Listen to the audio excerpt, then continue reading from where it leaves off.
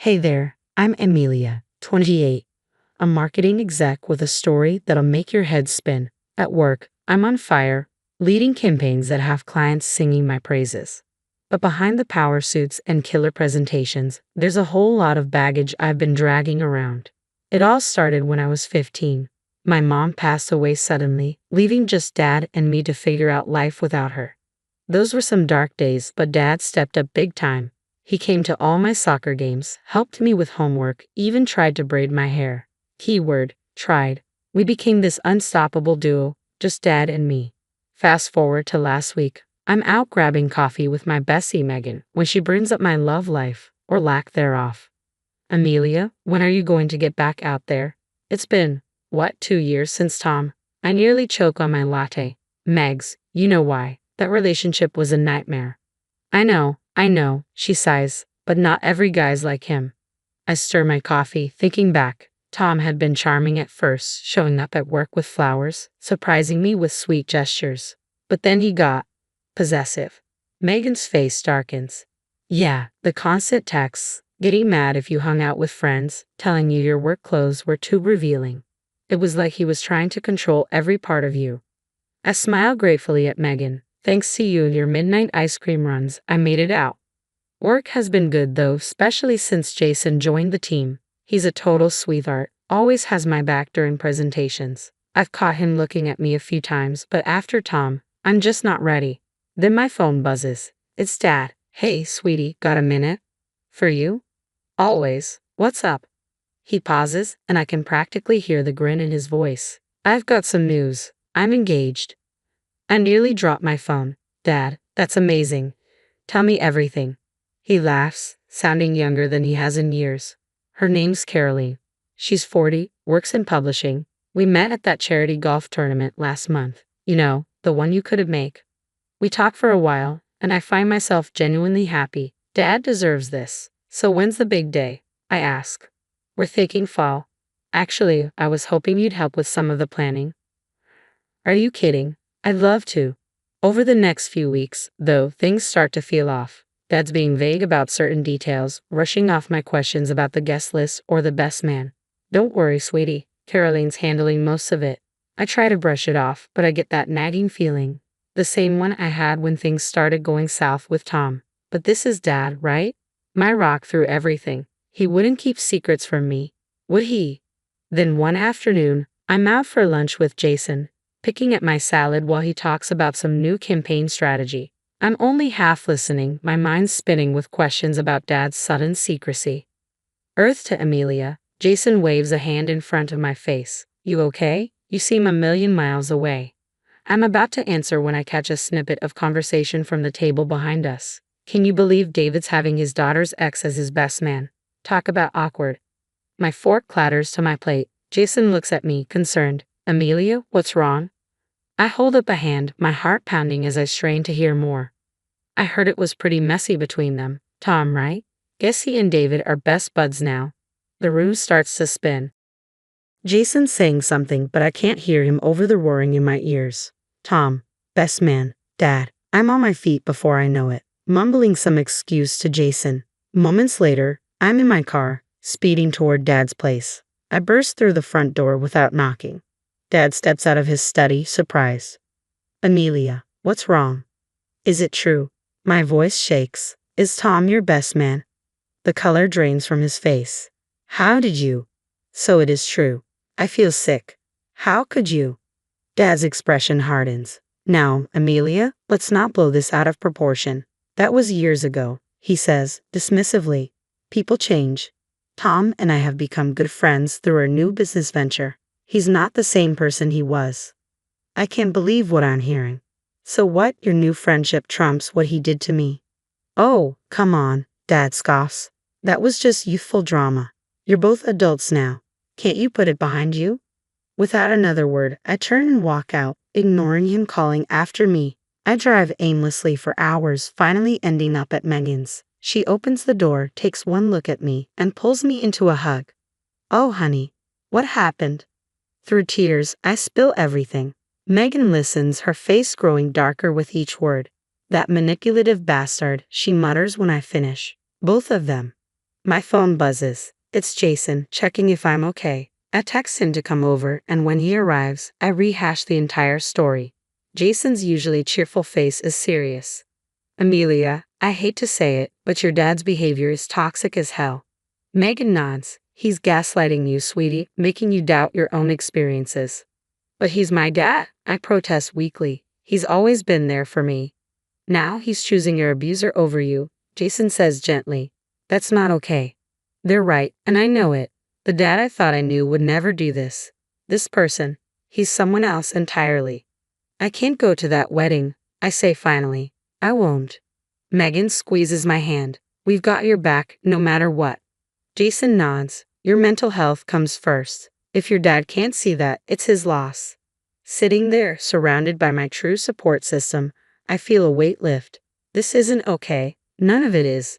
But I'm not alone, and I'm done letting toxic people, even family, dictate my life. The next few weeks are a nightmare. Dad goes nuclear blasting me on social media and to anyone who will listen. To him, I'm a selfish, ungrateful daughter who can't be happy for her poor widowed father finally finding love. My phone lights up with messages from relatives I haven't heard from in years. How could you do this to your father after everything he's done for you? You're tearing the family apart. I want to scream. They don't know. They don't understand. Work's not much better. I overhear whispers in the break room and see people go silent when I walk by. It's high school all over again, and I'm the outcast. One day, I'm grabbing coffee when I hear Susan from accounting murmur. She's just jealous because her ex upgraded to her dad. The mug slips from my hand, shattering on the floor. Everyone turns to stare. I freeze, humiliated, until suddenly Jason's there. All right, show's over, he says loudly. Don't you all have work to do? He guides me back to my office, closing the door behind us. You okay? He asks softly. I shake my head, fighting back tears. I don't know how much more of this I can take. Jason's quiet for a moment. You know, my sister went through something similar. Her ex, he was a real piece of work. When she finally left him, half the family turned on her. What did she do? Therapy, he says simply. Helped her see she wasn't crazy, that she deserved better. 2 days later, I'm sitting across from Dr. Evans, pouring out my heart. She listens in a way no one has in a long time. It's hard. Some days I want to cave, to apologize just to make the drama stop. But then I remember Tom. How it felt to lose myself. Never again. Jason has been amazing through all this. He shuts down gossip at work, brings me coffee on rough mornings. There's something there, but I'm not ready. Not yet. As Dad's wedding day approaches, the pressure intensifies. Caroline even shows up at my apartment, pleading with me. It would mean so much to your father, she says. Can't you put aside your differences for one day? I take a deep breath. Caroline, I'm sorry, but no. My mental health isn't something I'm willing to compromise on. Not anymore. That night, I'm scrolling through my phone when an ad pops up. Discover yourself in Thailand. Suddenly, I know what I need to do. The next morning, I march into my boss's office. I'd like to take some personal leave. I say, 2 weeks, starting on the 15th. My boss looks at me over her glasses. The 15th, isn't that your father's wedding day? Yes, I answer steadily. I think it's time I did something for myself. She nods, understanding in her eyes. Approved. You've more than earned it. I book my tickets that afternoon, and as I click confirm, a weight lifts off my shoulders. For the first time in months, I feel excited. That evening, I meet Megan and Jason for drinks, and their eyes go wide when I tell them my plans. Thailand. Megan squeals. Girl, that's amazing. Jason grins. I'm proud of you, Amelia. This is a big step. I raise my glass to new beginnings and to friends who stand by you no matter what. Stepping off the plane in Thailand, I feel like a new person. 2 weeks in this beautiful place have done wonders for my soul. The chaos of the past few months seems like a distant memory. As I wait for my luggage, my phone buzzes. Megan. Total disaster. Dad got drunk and spilled all your dad's dirty laundry. Turns out Mr. Perfect had a lot to hide. Caroline bolted before they even said, I do. Oh, and guess what? The business venture went belly up. Tom screwed it up big time. I hang up feeling nothing. No anger, no satisfaction, just closure. Months fly by and work is booming. I nail a huge presentation and am called into the boss's office. Amelia, we're promoting you to creative director. You've earned it. One day, after a talk I give to interns on workplace dynamics, a young woman approaches me, eyes shining. Your story inspired me to leave my toxic boyfriend. Thank you. Soon, I start mentoring young professionals, sharing my journey. It's healing in ways I never expected. Then, out of the blue, Dad shows up at my apartment. He looks older, defeated. Amelia, honey, can we talk? He asks. I let him in but keep my distance. I'm sorry, he starts. I made mistakes, but Tom, he manipulated me, and Caroline. Stop. Just stop, I say, holding up a hand. You're still not taking responsibility. He deflates. I just want my little girl back. I take a deep breath. Dad, I'm not that little girl anymore. I'm a woman who's learned to value herself. I don't need your approval or your presence in my life. I wish you the best, but this is goodbye. Before I know it, I'm turning 30. Megan and Jason throw me a surprise party, and as I look around at all the smiling faces, I'm overwhelmed with gratitude. While cutting the cake, Megan pulls me aside. Hey, did you hear? Tom got arrested for fraud, and your dad? He's facing an audit for that failed business. I pause, fork halfway to my mouth. Wow. You okay? Megan asks, concerned. I think for a moment. Yeah, I am. I don't feel happy about it, but what goes around comes around, huh? 2 years ago, I was lost, scared, letting others define my worth. But today, I'm standing here, surrounded by real love and support. I'm proud of who I've become and the boundaries I've set. To all of you who've been part of this journey, I say, raising a toast, thank you. And to anyone out there struggling, it gets better. You're stronger than you know.